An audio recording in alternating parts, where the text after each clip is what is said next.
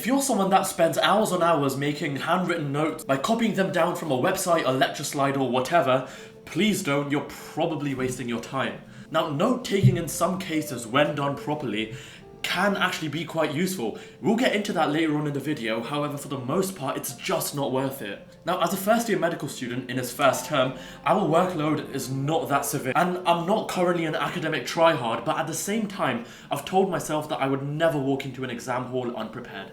And I try to devote at least 1 to 2 hours every day studying, even when I'm not in exam season. So I'm someone that enjoys going out a lot, exercising whenever I can, playing sports whenever I can. And for me, it only makes sense to optimize my daily routine and fit studying into it in such a way that I'm able to make the most out of my revision in the least amount of time. And that's so that I can go out more and have fun, because first year and maybe second year as well is for having fun. But also working, don't forget that, guys. Please. Okay, real quick, let's talk about why people make notes in the first place. But before that, I just want to clarify, my intention with making this video isn't to evoke an inflammatory response for people that rely on note-taking, because what I'm actually trying to do is help people out there with finding the most efficient ways possible to revise. And based on my experiences so far as a student, what works for me, and backing up my reasoning with evidence and research, I just want to help. So some people make notes to actually learn the content, of course, but a lot of people essentially, they copy down whatever's written on the textbook or a screen onto their own paper, perhaps summarizing it in a really fancy and pretty way, and they spend hours and hours doing this. After like an hour-long session of copying down whatever's already written on the slide, ask yourself, have you really learned anything? And yeah, maybe you remember a few facts about what you've written, and perhaps, yes, the information you learn from writing down a bunch of stuff may reside in your short-term memory. But what you really want to be doing in order to perform well in exams and actually remember the content is to consolidate it in your long-term memory. Rereading notes over and over again after spending so much time after copying it, it just doesn't help. There is so much research proving as to why that doesn't work, we'll get to that soon. But before that, one of the best ways to ensure that information is consolidated into long-term memory is to rehearse it over spaced intervals repeatedly. And this is done by constantly testing yourself over a long period of time. Think about it like this, if you go over revision once a week for several weeks, it will lead to greater memory retention than cramming the night before. Perhaps yes, if you cram all the information somehow the night before, you will forget that information in just a matter of a couple to maybe 3 days. And yeah, in the long term this isn't great because for the actual final exam that you're preparing for, the one that requires knowledge of so much content, you will be kinda screwed. So the way our memory works is by changing the connections between neurons in your brain.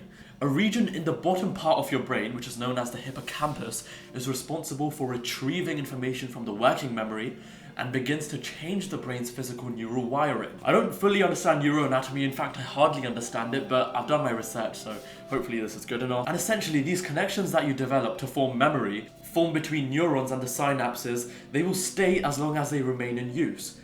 And in more simpler terms, the more often you learn something over a given period of time, and the more often you learn that thing over a given period of time, the better that information resides in your memory. Now, even if you go through your notes over and over again, rereading them over the course of several weeks and months, this will still be far more ineffective than employing some of the other studying methods that we will talk about very soon. Okay, so let's have a look at the forgetting curve. Essentially, when you see information for the first time and you try to memorize it, that information quickly fades. Essentially, within the first day, you lose 50% of that information, as you can see on this chart. But then after you learn that information again, just after a single day, more of that information resides in your long-term memory. And gradually, after the second repetition, fourth repetition, this information resides in your brain for a longer amount of time. After you go through that information for the 5th time after starting revision, you're likely to remember 90% of that information after a week, which is solid. Whereas if you go through something once, within 7 days, you will forget pretty much all of it, which isn't good. Constantly rereading notes, like large chunky text of notes, this is so tiring and incredibly time consuming. There really isn't any point, like your studying hours will be so much longer, it's going to be such a tedious process, there's just no point. You're likely to feel more tired, burnt out, you'll lose the will to study altogether. So it's just really bad. So what's the alternative? The alternative we'll discuss really soon, but first we have to look at a little bit more evidence. So retrieval is, as the name suggests, retrieving information from your brain by studying. For example, if someone studies by crammed rereading, by rereading notes over and over again, their performance and their retention tends to be lower. If they use active recall, it tends to be much higher. If they use spaced repetition, it tends to be just slightly more higher. And if you use active recall and spaced repetition, you have a tendency to do really well. So we're gonna get to what active recall and spaced repetition are very soon. But the main thing is you have to keep testing yourself, strengthen those neural connections, and there are so many studies out there that show just how ineffective making notes to revise really is. So let's talk about what active recall and spaced repetition really are. The reason we tend to forget things on a daily basis is either because it wasn't important or because we haven't learnt it enough. And active recall, by forcing your brain to retrieve that information, ensures that you actively learn it instead of passively reading it. Actively challenging your brain to remember and retrieve information is by far more effective than passively reading it over and over again. By constantly testing yourself, oftentimes over the course of a very long period of time, you are basically guaranteed to remember all the information that you need for an exam or a test. And this brings us on to spaced repetition. And now spaced repetition is something I need to start doing more of myself, but it does work for the part that I have done it. And again, the reason we tend to forget things over time, over the course of just a few days, is because we do not space out memorizing or learning that information. As you go over the same thing multiple times, your brain becomes more familiar with that concept and information, and it's more likely to reside in your long-term memory. Essentially, if I went through information once or twice, I would not remember that information well enough, as opposed to if I did it many days over the course of many weeks. So to summarize it, spaced repetition is just a method of reviewing material at systematic intervals. At the beginning of the learning process, the intervals are spaced closely together. For example, the first time you look at the information, it's going to be after 1 hour, then 4 hours, and then a day. Then after that, 4 days, then a week, then 2 weeks. And then if you remember that information well enough, then maybe a few months later. Now this seems a bit hard to do, but essentially there's a really good app out there that you can easily download onto your laptop, and that is called Anki. If you haven't heard of Anki, I'll give you a quick run through as to how it works. Just to bear in mind, I'm not very good with the platform myself, but so far it has worked for me. It helps me score well in tests so far. So when you open up Anki and you've made your own decks, this is basically what it looks like. And yes, I do have a lot of due flashcards, but I'll get to it, trust me. So if I went to like any topic that I've already covered, for example, if I choose this topic, infection, and when I click study now, I get a question. And well, fortunately, I do know the answer to this question, and the answer to this question is when local flora in different parts of the body gets in the wrong place, in very simple terms, and that is essentially correct. And yes, some of my flashcards, they do have a lot of waffle, but well, that's just me.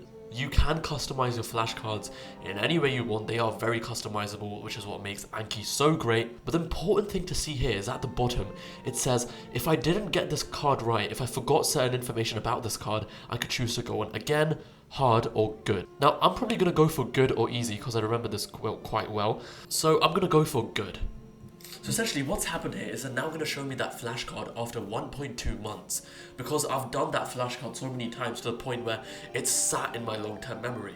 So Anki is highly algorithmic, it's really good, it's made really well, and it's really effective, honestly. So explain the usefulness of stomach acid against infections, very simple, hydrochloric acid, just fucking kill stuff. So yeah, that makes sense, I got that correct, and yeah, I'm gonna put good for that.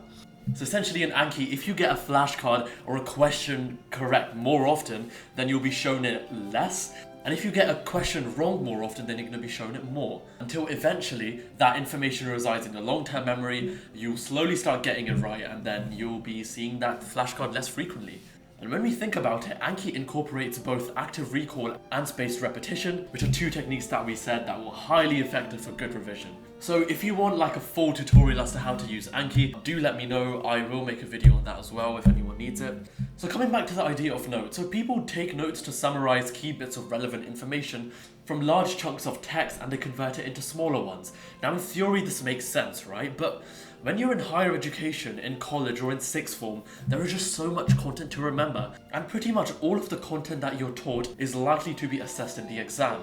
And note-taking in this way is really time-consuming. You're way better off converting these notes into flashcards and doing practice questions instead. So doing these flashcards over a long period of time by actively, continuously testing yourself And doing practice questions as well is so useful. These are the things that actually get you prepared. These are the things that actually help you remember and retain information over a long period of time. Now, with that being said, flashcards and practice questions aren't the only thing you should be using, of course. For example, it's important to pay attention in classes or lectures. Watch a video if things don't make sense to you, then after that make flashcards. Now yeah, you could say instead of doing that, how about making notes? Well, I'll leave that to you, but in my opinion, it really is such a waste of time. I've given up on note-taking entirely. I haven't made a note in 4 years, and hopefully I never have to again, at least not for revision. It's time-consuming, it's boring, and quite frankly, it just doesn't help. Give flashcards a try, give active recall and spaced repetition a try doing more practice questions to revise, hopefully it helps. And well, let's be honest about one more thing. When exam season actually comes around, are you really going to be going through those hefty piles of notes that you made like a year ago? Are you going to look at them and go over them over and over again? Probably not, right? And with that being said, note-taking can be useful sometimes. For example, after a lecture or a class, or after you've watched a video about something, it makes sense to make notes based on what you remember from memory. And this is essentially a form of active recall because you're retrieving information from your brain. So yeah, making notes from memory, basically a mind dump of whatever you've just learned, makes absolute sense. And then after you've done this using these notes that you've made from memory, convert these into flashcards later on to actually start memorizing stuff. So in conclusion, different things work for everyone, I'm not going to deny that. And to be fair, I do know people who use notes to revise and they're doing it really well. But at the same time, they've also developed some sort of testing system that enables them to actively recall information. For example, they'd have a question on paper in the form of notes, and then they'd cover the answer, look at the question, then uncover the answer and see if they got it right. And the main thing is testing. Testing yourself will help you remember stuff. It's so effective, it's so good, I cannot stress this enough. But yeah, I hope this video was useful. If you made it to the end, then well, congratulations, I love you. Until then, I'll see you in the next one. Have a great week ahead, bye.